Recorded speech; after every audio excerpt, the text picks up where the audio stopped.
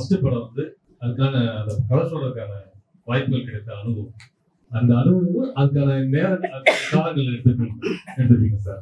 அது கொஞ்சம் சார். அது ஒண்ணு இல்லைங்க. அது வந்து ஒரு friend Balasekar love to date, பழைய லவ் டு டேட். ஆமா ஆமா சார். அவர் வந்து படம் பண்ணிட்டாரு. அவர் என் ஃப்ரெண்டு தான். அவர் வந்து என்னை இன்ட்ரடியூஸ் பண்றாரு சௌத்ரி சார்கிட்ட. எப்பயும் போல அவரை பார்க்க முடியல, கூட்டம் வெயிட்டிங்கு, அது மீறி பார்த்து கதை சொல்லிட்டேன். ஃபர்ஸ்ட் ஹாஃப்ல நிறுத்திட்டாரு. நாளைக்கு கேட்டுடலாமே அப்படி. ஐயோ, அவர் ஃப்ரெண்டு இன்ட்ரடியூஸ் பண்ணியே இவரை பிடிக்கிறதுக்கு 3 மாசம் ஆயிடுச்சு. செகண்ட் ஹாஃப் எப்போ கேட்பாரு தெரியலையே, நாளைக்கு காலையில் வந்துருப்பா அப்படின்னு. மறுநாள் காலையில் ஆஃபீஸில் வெயிட் பண்ணேன்.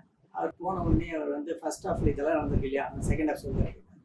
அவர் சொல்லி முடிச்சுட்டேன். சொல்லி முடிச்சுட்டு நான் பாட்டுக்கு போயிட்டேன். ஏன் போயிட்டேன்? நான் பாட்டு ஊருக்கு போயிட்டேன், சேலத்துக்கு போயிட்டேன். ஏன் போனேன் அப்படின்னா, அதுக்கு முன்னாடி ஒரு கம்பெனியில் கதை சொல்கிறேன். 18 நாள் டிஸ்கஷன் நடக்குது. என் வீட்டில் எல்லாருக்கும் சொல்லிட்டேன். ஏன்னா நான் சினிமாவுக்கு வந்து 8 வருஷத்துக்கு அப்புறம் 9 வருஷத்துக்கு அப்புறமா நான் டைரக்டர் ஆகணும்னு ஊர் பூரா சொல்லிட்டேன். ஆனால் படம் நின்றுச்சு பாதியில். 18 நாள் டிஸ்கஷனுக்கு அப்புறம் நின்றுச்சு. அந்த அடி வாங்கினதுனால, அந்த அடி இன்னும் மனசில் இருக்கிறதுனால இவர்கிட்ட கதை சொன்னதே சொல்ல, நான் பாட்டு சொல்லிட்டு போயிட்டேன். அப்புறம் அவர் வந்து இந்த வையாபுரின்னு ஒரு ஆக்டர் இருக்கார் இல்லையா, அவர் வந்து வையாபுரி இருக்கார் இல்லையா ஆக்டர், எல்லாருக்கும் தெரியும். அவர் வந்து நல்ல வேலை இந்த வசந்த் சராஸ்ன்ற ஒரு பையன் குள்ளமாப்பான், அவன் நல்லா கதை சொன்னான். அவன் எங்க பையன்? அப்பெல்லாம் நம்பர்ல ஃபோன் கிடையாது. அவன் எங்க பாருங்க அவன் அப்படின்னாரு. வையாபுரி வந்து என் ஃப்ரெண்டு ஸ்டான்லிக்கு சொல்லி, ஸ்டான்லி வந்து என் ஊருக்கு சொல்லி, அப்புறம் நான் அங்கேருந்து குடிச்சு தூக்கிட்டு வந்தாங்க. அதனால நான் என்ன சொல்ல விரும்புறேன் அப்படின்னா, நீங்க ஒரு கதை சொன்னீங்கன்னு வச்சுக்கோங்க, அவன் அந்த வீட்டை லாக் பண்ணிடுவான். நீ வெளியே போயிடக்கூடாது. வெளியே போனா அந்த கதை வெளியே போயிடும்.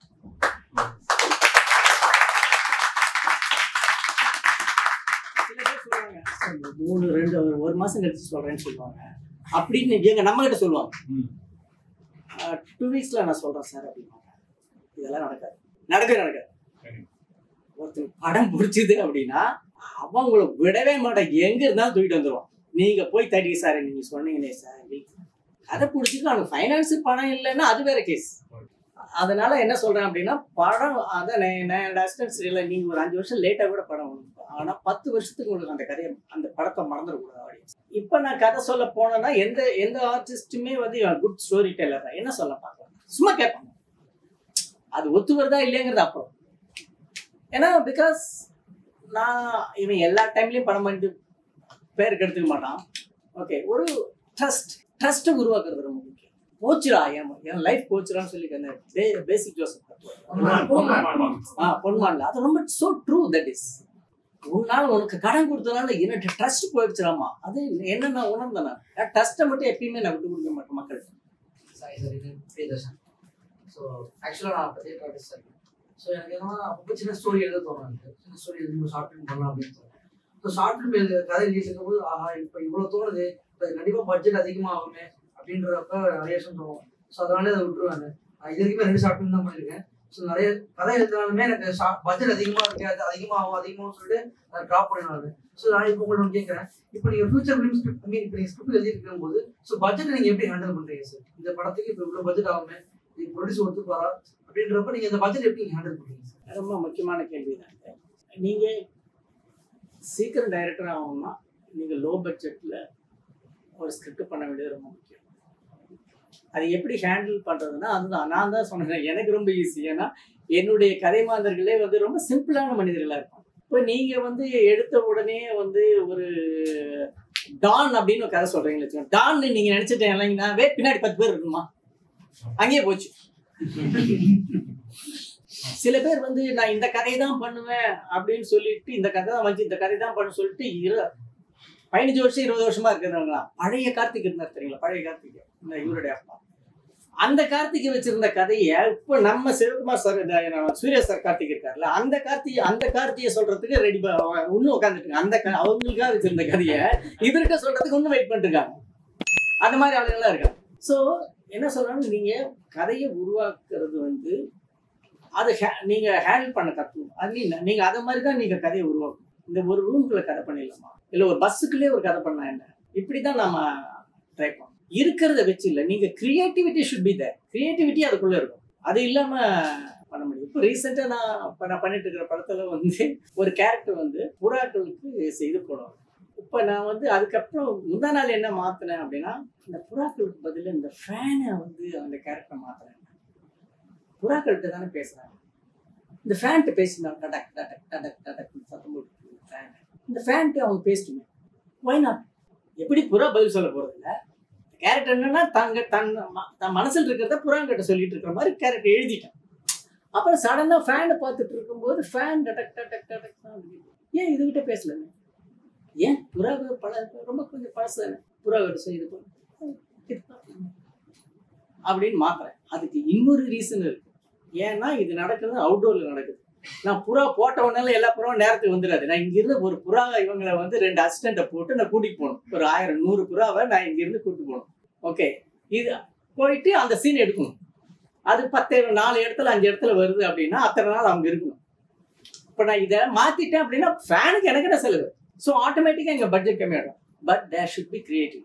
நான் உண்மையாலுமே நான் இதெல்லாம் மைண்டில் கால்குலேட் பண்ணி தான் படம் பண்ணுறேன். சார் என்னோட கேள்வி உங்களுக்கு என்ன, நான் ஹாலிவுட் படங்கள் நிறைய பார்த்துருக்கேன்.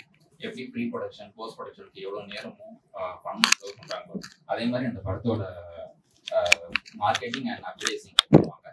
ஸோ நான் அப்படி பார்த்த படங்கள்ல தமிழில் ரொம்ப யூனிக்காக வந்த படம் வந்து பிச்சைக்காரன். ஸோ அந்த பேர்லேயே அது ரொம்ப யூனிக்காக இருக்கிறதுனால அதோட ப்ரொமோஷனும் விஜய் ஆண்டனி சார் நேரடியாக வந்து நிறைய ப்ரொமோஷன்ஸ் பண்ணாங்க. அது ரொம்ப யூனிக்காக இருந்துச்சு. பிச்சைக்காரங்கிற டைட்டிலே இதில் சம்திங் இல்லை. ஸோ ஆடியன்ஸ் உள்ள இழுத்து அது கொண்டு போயிருக்கு. ஸோ நீங்கள் இவ்வளோ நேரம் சொல்லிட்டு இருந்தீங்க ஒரு படத்துக்கு நீங்கள் எவ்வளோ இயர்ஸ் நீங்கள் செலவு பண்ணுறீங்க, எவ்வளோ ஒர்க்கு போடுறீங்க, நம்மளோட மைண்டே அதை டிபெண்ட் பண்ணி தான் இருக்குது. ஸோ அப்படிப்பட்ட இருக்கிற அந்த படத்தை வெறும் வணிக ரீதியான காரணங்களுக்கு மட்டும் இப்போ அது பார்ட் 2ன்னு போட்டு இன்னொரு படம் எடுக்கும்போது அது ஒரிஜினல் ஸ்டோரிக்கும் உங்களுக்கு சூழ்நிலையில நம்ம எப்படி அனுப்பலாம்? இல்லை, உண்மையாலுமே பிச்சைக்காரன் அப்புறம் வந்து விஜய் ஆண்டனி வந்து எனக்கு 2 வருஷம் வெயிட் பண்ணார், 1.5 வருஷம் வெயிட் பண்ணார் பார்ட் 2 பண்ணணும்னு சொல்லிட்டு. எனக்கு கதை இல்லை, எனக்கு கதை இல்லை. அவர் வெயிட் பண்ணி பார்த்துட்டு சரி நான் பண்ணிக்கலாமா சார், ஓகே பண்ணிக்க, நீங்கள் யூஸ் பண்ணிக்கலாம், ஒன்றும் பிரச்சனை இல்லை. அது என்ன முடியுது, வரணுமே, அது இயல்பாக வரணும். விஜயகாரன் வந்து உண்மையான ஒரிஜினல் ஸ்டோரி, ஒருத்தரோட வாழ்ந்த கதை. நான் கடைசியில் சொல்லியிருப்பேன்ல, அது ஒரிஜினல் உண்மையாலுமே. அதுதான் என்ன ட்ரிகர் பண்ணிச்சு. இப்போ பிச்சைக்காரன் 2க்கு நான் என்ன பண்ணுறது, அது ஆர்கானிக்காக இருக்காது. ஸோ நான் பண்ண முடியல அப்படின்னா அப்புறம் அவர் பண்ணார். சரி, இப்போ அந்த மாதிரி அது ஒன்றும் இல்லைம்மா. நாங்கள் ரெஸ்பெக்ட் அதெல்லாம் ஒன்றும் இல்லை. நீங்கள் எடுக்கிற படம் நல்ல படமாக இருக்கா, உங்களை மதிக்கிறாங்களா, அவ்வளோதான். அதுக்கப்புறம் அது அவங்க டிஸ்ரெஸ்பெக்ட் பண்ணா என்ன? இப்போ நான் வந்து அதுதான் சொல்கிறேன், இவ்வளவு பியூராக இருக்காரு, எந்த அப்பழுக்குமே இல்லாமல். அதாவது என்ன சொல்கிறது, ஒரு தமிழ் வருட பிறப்பு அன்னைக்கு வீட்டில் உக்காந்துட்டு இல்லாமல் இங்கே வந்து ஒரு 100 பேருக்கு கூப்பிட்டு உட்கார வச்சு கிளாஸ் எடுக்கணும் அப்படிங்கிற ஒரு மனசோட இருக்காரு அருண். இவரை குறை சொல்கிறவங்க இருக்கலாம், இல்லாமல் போகாது.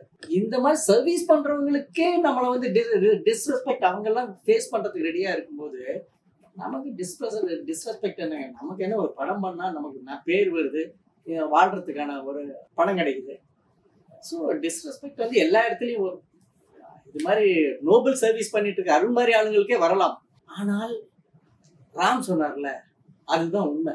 இவ்வளவு நல்ல விஷயம் பண்ணிட்டு இருக்கிற ஒருத்தன் வந்து அருணை யாராவது குறை சொல்றாங்க, விமர்சனம் பண்றாங்கன்னா மதிக்காது. அவங்களால ஒண்ணுமே பண்ண முடியாது, எதுவுமே அச்சீவ் பண்ண முடியாது.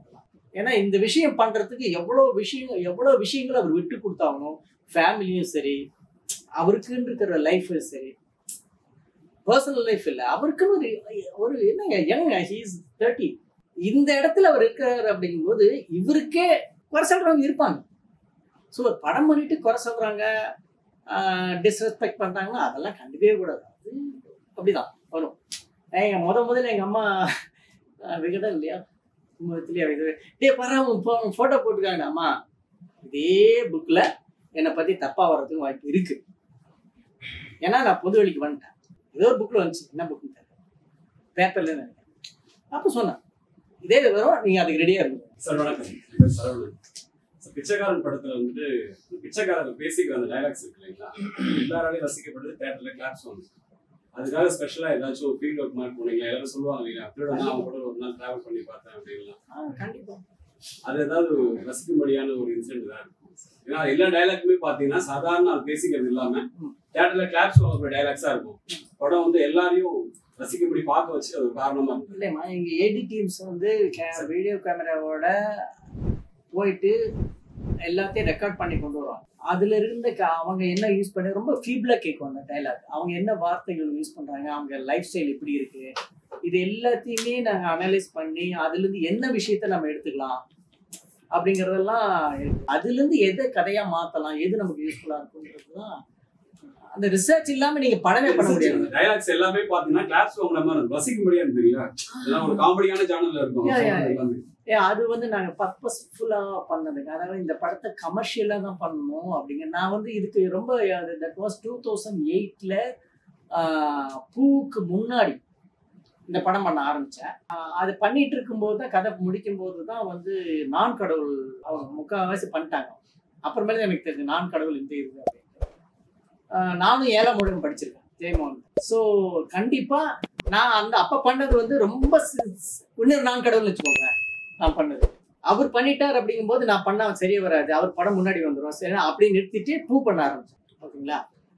அதுக்கப்புறம் பையன் 555 பண்ணி முடிச்சோன்னா என்னடா அடுத்த கதை என்ன பண்ணலான்னு சொல்லி யோசிச்சுட்டு இருக்கும்போது என் அசிஸ்டன்ட் தான், சார் நீங்கள் அந்த கதை வச்சு ரொம்ப நல்ல கதை சார், நீங்கள் பண்ணுங்க சார். நான் அந்த பையன் தான் அவனை புஷ் பண்ணான். அதுக்கப்புறம் உட்காந்து ஒரு 2 months உட்காந்து இதை நான் கடவுள் வந்துருச்சு, நான் முன்ன கதையை நான் கடவுளும் ஒத்துப்போம், சரி என்ன பண்ணலாம், இது கமர்ஷியலாக இப்படி மாற்றணும், இது கமர்ஷியலாக மாற்றணும் அப்படின்னா நான் கடவுள் ஞாபகம் வராது அப்படிங்கிற இடத்துக்கு கதையை நவுத்தி கொண்டு வந்து அப்படி கமர்ஷியலா மாத்துறப்ப வந்த விஷயங்கள் தான் அந்த என்டர்டெயின்மெண்ட் உள்ள நிறைய கொண்டு வந்து. வணக்கம் சார், தேங்க்யூ ஸோ மச் உங்களுடைய டைமிங் இன்வெஸ்ட்மெண்ட் பண்ணுறது. சார் எனக்கு மேக்கிங் ரிலேட்டடாக ஒரு கொஸ்டின் இருக்கு. நீங்கள் ஒரு மோர் தென் 25 years ஃபீல்டில் இருக்கீங்கிறதால இந்த கொஸ்டின் உங்கள்கிட்ட கேட்டாலும் ஒரு கரெக்டான விஷயமா இருக்கும். ஏன்னா நிறைய எவல்யூஷன் ஆகி வந்துருக்கு மேக்கிங். ஸோ எனக்கு ஒரு டவுட்னா ஒரு சின்ன எக்ஸாம்பிளோடய கேட்குறேன். இந்த 2 வாளும் கொஞ்சம் பக்கத்தில் வந்துச்சு வச்சுக்கோங்க. ஒரு ஆள் இங்கே இருக்கான், ஒரு வாஷ்ரூம் வந்து ஒருத்தவங்க இறங்கி இப்படி போயிட்டு இருக்கான் காய்கறில. அவன் போகும்போது பேசிட்டே போறான், ஒரு ஆக்ஷன் பண்றான், கையில இருக்க ஒரு பாட்டில் தூக்கி போடுறான். ஸோ இதுதான் ஷார்ட். அப்போ பாத்தீங்கன்னா எத்தனை விதமான ஷார்ட் வைக்கிறாங்கன்னா, பாத்ரூம்ல இருந்து வெளில வரும்போது பின்னாடி இருந்து ஒரு பேக் ஷாட் ஒன்று வைக்கிறாங்க. ஸோ அந்த சைட்ல இருந்து ஃப்ரண்ட்ல இருந்து ஒரு ஷாட் வைக்கிறாங்க, இவங்க நடந்து வருது. அப்புறம் பாட்டில் தூக்கி போடும்போது ஒரு மீடியம் ஷாட் ஒன்று வைக்கிறாங்க. இந்த ஒரு 3-4 விதமான ஷாட். ஆனா ஒரு மொத்தமா ஒரு 7 செகண்ட் தான் இருக்கும். ஏதாவது ஒரு ஆங்கிள் வச்சாலே கவர் பண்ற மாதிரியான ஒரு ஷாட் தான் இது, கன்வே பண்ற மாதிரியான ஒரு ஷாட் தான். ஆனா அப்படி ஒரு 4 ஷாட் வைக்கும் போது 4 விதமான ஆங்கிள், கேமரா பொசிஷன் எல்லாமே, லைட்டிங் எல்லாமே மாறுது. ஸோ எல்லாமே டைம் கன்சப்ஷன். அது அல்டிமேட்டா வந்து ப்ரொடக்ஷன் காஸ்ட், டைம் எல்லாமே இன்க்ரீஸ் ஆகுது. பட் வர்ற ஃபிலிம் எல்லாம் பாத்தீங்கன்னா இந்த மாதிரி தான் வந்துட்டு, அதாவது ஒரு 2 செகண்டுக்கு ஒரு ஷாட் எடுப்பாங்க, அது வந்து ஒரு 2 செகண்ட் தான் யூஸ் பண்ணிருப்பாங்க. அந்த ஃப்ரேம் 2 ஃப்ரேம் தான் யூஸ் பண்ணிருப்பாங்க. அப்படி பண்ணும்போது வந்து அது மீது எல்லாத்தையும் எடிட்டிங் ஊற்றி கிடச்சிடுறாங்க. ஸோ அது அல்டிமேட்டா வேஸ்ட் ஆன போகுது. ஸோ இங்க எங்களுக்கு டியூஷன் எங்களுக்கு சொல்லி கொடுக்குற விஷயம் என்னன்னா, ஒரு ஷார்ட்டை எது கரெக்டா வரும்ன்றத டிசைட் பண்ணுங்க, அதை மட்டும் வைங்க. தேவையில்லாம மல்டிபிளா பிளான் பண்ணி வேஸ்ட் பண்ணாதீங்க அப்படின்றத எங்களுக்கு சொல்லி கொடுக்குது. பட் நாங்க வர்ற படங்கள்ல பாக்குற விஷயங்கள் எல்லாமே இந்த மாதிரி சின்ன செகண்ட்ஸ் ஒரே ஷார்ட்டை ஒரே விஷயத்த கன்வே பண்ற மாதிரி வேற ஆங்கிள் வைக்கிறாங்கல்ல. ஸோ அது எந்த மாதிரி பர்பஸ்க்காக வைக்கிறாங்க, அது வந்து இந்த மாதிரி வேஸ்ட் ஆகிற மாதிரி ஒரு விஷயங்கள் நடக்குது. இல்ல அந்த மாதிரி சிங்கிள் ஷார்ட்டாவே ஒரு நீங்களுக்கு சொல்லி கொடுக்குற மாதிரி ஒரு சிங்கிள் ஷார்ட்டாவே எடுத்துட்டு ஒரே ஆங்கிள் எடுத்துட்டு அதை கரெக்டா கன்வே பண்ணாலே போதுமா, அது சினிமாட்டிக் லுக் அதுலயே கிடைச்சிருமா? மறுபடியும் அருண் சொன்ன மாதிரி தான். உண்மையாவே இப்போ வந்து இவ்வளவு ஷார்ட்ஸ் எல்லாம் எடுக்கணுங்கிற அவசியமே கிடையாது. பட் நீங்க சொல்ற மாதிரி நிறைய ஒரு சும்மா அங்கிருந்து வந்து குப்பை தொட்டியில போடுறதுக்கே ஒரு 5 ஷாட் அவங்க யூஸ் பண்றாங்க அப்படின்னா அவங்க நம்ம மனசை மாத்திட்டே இருக்க. அதாவது இப்ப நீங்க பண்ண போறத இவங்க பண்ற ஆக்டிவிட்டி இல்லையா, இதை வந்து நீ கான்சென்ட்ரேட் பண்ணாது, நான் உங்க மனசை மாத்திக்கிட்டே இருப்பேன். ஏன்னா உன்னை மறக்கடிக்கிறதுக்கு எனக்கு வேற ஒரு விஷயம் இருக்கு. இந்த இடத்துல நீ இதுல ஃபோக்கஸ் பண்ணக்கூடாது, என் போடுறான் பாத்தியா இதுல ஃபோக்கஸ் பண்ணக்கூடாது, இப்படியே பார்த்துட்டே இருக்கீ நீ அப்படிங்கிறது ஒரு பர்பஸா இருக்கலாம். நீ வந்து இதுல ஃபோக்கஸ் ஆகாம, அதாவது இதுல ஒரு விஷயம், அதுக்குள்ள ஒரு விஷயம் இருக்கும், இது இந்த குப்பை தொட்டியில போடுறது ஒரு விஷயம் இருக்கும், அதனால டக்கு டக்கு டக்குன்னு மாத்தி இது சும்மா ஃப்ரேமை மட்டும் பார்த்துட்டு இருப்பீங்க. நீங்க தொடர்ச்சியா ஒரு விஷயம் எடுக்கும் போது நீங்க அவன் நடந்து வர்றதை பார்ப்பீங்க, பார்த்து போடுறத உங்களை மனசுல போயிடும். மல்டி ஆங்கிள் கட் பண்ணும் போது என்னன்னா, ஒண்ணு அதுக்கு இம்பார்ட்டன்ஸ் அதிகமா இருக்கிறதுக்கு ஒரு சான்ஸ் இருக்கு, இல்ல உங்களை டிஸ்ட்ராக்ட் பண்றதுக்கு ஒரு 2த்துக்காகவும் இப்படி கட் பண்ணுவாங்க. ஒரு விஷயத்த பில்டப் பண்ணி அப்படி போட்டாம பாருங்க, அப்படியே உள்ளது அங்கிருந்து மேல இருந்து low angle 1 top angle 1 mix பண்ணி எடுக்கும்போது போய் விடுறது ரொம்ப முக்கியமான இடம். இந்த கற்பாக்கி இங்க மறைச்சு வைக்கிறான், ஏதோ ஒண்ணு மறைச்சு வைக்கிறான்னு உங்களுக்கு மனசுல படும். ஓகே, இந்த பர்பஸ்க்காக பண்ணாங்கன்னா கரெக்ட். சிலருக்கு எதுக்காக இவ்வளவு ஷாட் நிறைய அந்த படத்துல எடுத்திருக்காங்க அதனால எடுத்திருக்கான் அப்படின்னு எடுக்கிறவங்க தான் நீங்க சொல்றாங்க. அப்படி இல்லை, இதுக்கு எத்தனை ஷாட் வேணும் அப்படிங்கிறது அது என்ன சொல்றது, கம்மியான ஷாட்ல நீங்க சொல்ல முடிஞ்சு நீங்க நல்ல டைரக்டர். எனக்கு இது எல்லா படத்துக்கும் பொருந்துமா அப்படின்லாம் என்கிட்ட கேட்காது. ஹிட்ச்காக் படங்கள்ல பாத்தீங்கன்னா நிறைய ஷாட்ஸ் இருக்கும் பல இடங்கள்ல, அதனால மோசமான டைரக்டரா அப்படி இல்லை. அவருக்கு அந்த சஸ்பென்ஸை மெயின்டைன் பண்றதுக்கு அவ்வளவு ஷார்ட்ஸ் தேவை இருக்கு. என்ன பர்பஸ்னே இல்லாம ஷார்ட் வைப்பாங்க. ஓகே, அதை தான் நான் சொல்றேன். அது வந்து நீங்க தான் டிசைட் பண்ணணும். நீங்க கத்துக்கிற உங்க ஃபில்மிக் லாங்குவேஜ் இருக்குல்ல, அதுதான் டிசைட் பண்ணணும். எவ்வளவு ஷார்ட் இருக்கலாம் இதுல, இல்ல ஒரே ஷார்ட்லயே சொல்லிட்டு போலாமே, இல்லைன்னா ஒரே ஷாட் வெறும் இந்த ஷார்ட்ல யார் போடுறதுன்னு சொல்லாம ஒரு ஷார்ட் வச்சு போலாமே, இப்படின்னு நீங்க டிசைட் பண்றதா. அது நீங்க எழுத வந்துடும், இல்லைன்னா படம் பார்க்க வந்துடும். இப்போதைக்கு இந்த கன்ஃபியூஷன் இருக்கும். இதெல்லாம் மீறி தான் நாங்க வந்திருக்கோம். நாங்களும் ஒண்ணு இதெல்லாம் கிடையாது, கண்டிப்பா இது கிடையாது. நாங்க பெரிய இதெல்லாம் கிடையாது. இப்பயும் தமிழ் ஸ்டுடியோட அஸ்வத் மாரிமுத்துவா இருந்தாலும் சரி, அதுக்கு முன்னாடி வந்த பார்க்கிங் டைரக்டர் இதுவா இருந்தாலும் சரி, போர்த்துலி டைரக்டர் இருந்தாலும் சரி, இவங்க எல்லாத்துடைய இன்டர்வியூ நான் பாக்குறேன். ஏன்னா அங்கிருந்து நான் கத்துக்கிறேன். ஸோ சினிமா மட்டுமே தான் ஆசிரியர், நாங்கெல்லாம் சும்மா அது மட்டும் தான் அது மட்டும் தான் எப்பயும் சொல்லி கொடுத்துக்கிட்டே இருக்கோம். ஸோ இதில் இந்த டவுட் எல்லாம் உங்களுக்கு இருக்கிற இந்த டவுட் எல்லாம் கிராஸ் பண்ணி தான் நாங்கள் வந்திருக்கோம். ஒரு ஸ்டேஜ்ல வந்து உங்களுக்கு இதெல்லாம் தேவையில்லை, சும்மா சொல்றேன், சும்மா அவன் பண்ணதெல்லாம் நான் பண்ணுங்கிற அவசியம் இல்லைடாங்கிற இடத்துக்கு நீங்க வந்துருவீங்க. ஸோ பயப்படாம நீங்க அப்சர்வ் பண்ண ஆரம்பிங்க, அவ்வளவுதான். ரைட்டுங்களா?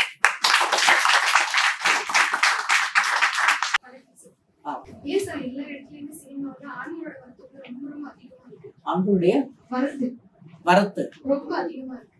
ஓகே, பெண்களோட வரத்து ரொம்ப ரொம்ப ரொம்ப கம்மியா இருக்கு. நான் சினிமாக்குள்ள என்ட்ரு ஆகும்போது என்னோட வயசு வந்து 25. ஓகே, ஆனா அந்த எக்ஸ்ட்ரா பேக்கேஜஸ் எல்லாம் நான் ரிமூவ் பண்ணிட்டு என்ன மட்டுமே டிபெண்ட் பண்ணிட்டு எல்லாத்தையும் நான் வந்து செட்டில் பண்ணிட்டு வரும்போது எனக்கு 40+ ஆயிடுச்சு. இப்போ நான் எங்காவது அசிஸ்டன்ட் டைரக்டரா நான் போய் மூவ் பண்றேன் அப்படின்னா ஃபர்ஸ்ட் அவங்க வந்து என்ன அனலைஸ் பண்ணுவாங்க, என்ன வந்து கொஸ்டின் கேட்கறாங்க, அட்லீஸ்ட் கொஸ்டின் கூட கேட்காமயே கூட ரிஜெக்ட் பண்றாங்க. அவங்களே டிசைட் பண்றாங்க என்கிட்ட அறிவு இல்லை அப்படின்னு. to become an assistant director. Okay. நீங்க உண்மையாலுமே தகுதியானவங்களா இருக்கிறதுக்கு உங்களை மாத்திக்கிற பட்சத்துல உங்களை சினிமா அவாய்ட் பண்ணாது.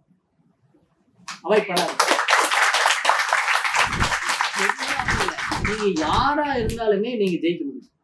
புரியுதுங்களா? இதெல்லாம் உடைச்சு வர, ஏன்னா நீங்க இப்பதான் பெண்கள் உள்ள வராங்க இல்லையா, அப்ப இந்த எதிர்ப்பு இருக்கும், இந்த அலட்சியம் இருக்கும், இந்த புறக்கணிப்பு இருக்கும். அதை மீறி வாங்க, அவ்வளவுதான் என்னால சொல்ல முடியும்.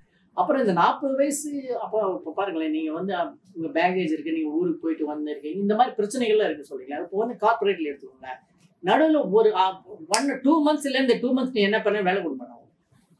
ஒரு வேலையை விட்டுட்டு நீங்க அடுத்த கம்பெனிக்கு போறது 3 months கேப் இருந்தாலும் நீங்க என்ன இதுல என்ன பண்ணீங்க, ஏன் அப்படின்னு அவனுக்கு நீங்க பதில் சொல்றீங்க. அதே தான் இங்கேயும்.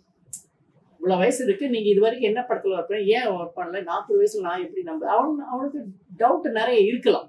அப்புறம் அவன் என்ன நினைக்கலாம் அப்படின்னா, ஜென் பாய்ஸ் ஜென் கேர்ள்ஸ்ட வந்து நான் வந்து நிறைய எடுத்துக்க முடியுமே அப்படின்னு அவன் நினைக்கலாம். ஸோ இது எல்லாத்தையும் பிளஸ் மைனஸ் இருக்குங்க. இது எல்லாம் மீறி யுவர் பொட்டென்ஷியல் அப்படின்னு சொல்லிட்டு நீங்க ப்ரூவ் பண்ணிட்டீங்க அப்படின்னா எந்த சினிமாவே விடாதுங்க உங்களை, சினிமாவே விடாது.